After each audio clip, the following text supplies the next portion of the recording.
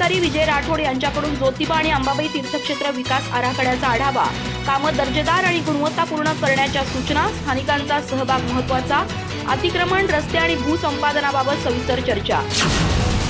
कोल्हापूर येथे जिल्हाधिकारी विजय राठोड यांनी श्री ज्योतिबा तसेच श्री अंबाबाई देवस्थान तीर्थक्षेत्र विकास आराखड्याचा जिल्हाधिकारी कार्यालयातील राजर्षी शाहू सभागृहात ऑनलाईन आढावा घेतला।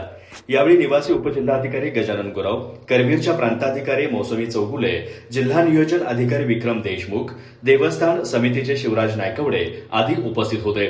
बैठकीत मार्गदर्शन करताना जिल्हाधिकारी विजय राठोड यांनी विकास आराखड्याअंतर्गत सुरू असलेली कामे दर्जेदार आणि गुणवत्तापूर्ण व्हावीत यासाठी विशेष लक्ष देण्याच्या सूचना केल्या। तसेच कामे करताना स्थानिक नागरिकांना विश्वासात घेणं आवश्यक असल्याचं त्यांनी नमूद केलं। ज्योतिबा मंदिर परिसरात अतिक्रमण आहे का, तसेच रस्त्यांची कनेक्टिव्हिटी कशी आहे याचीही माहिती त्यांनी यावेळी जाणून घेतली। निवासी उपजिल्हाधिकारी गजानन गुराव यांनी येत्या 16 मे पासून जनगणनेचं काम सुरू होणार असल्याने त्यापूर्वी अंबाबाई देवस्थान परिसरातील जागांचं सर्वेक्षण करण्याच्या सूचना दिल्या। प्रशासनाच्या वतीने अंबाबाई मंदिर परिसरातील भूसंपादनाबाबत 2 बैठका झाल्याची माहिती करवीरच्या प्रांताधिकारी मौसमी चौगुले यांनी दिली। जिल्हाधिकारी राठोड यांनी तीर्थक्षेत्र विकास आराखड्याच्या सद्यस्थितीचा बारकाईने आढावा घेतला। या बैठकीसाठी पुरातत्व विभागाचे सहाय्यक संचालक विलास वाहने दूरदृश्य प्रणालीद्वारे सहभागी झाले होते।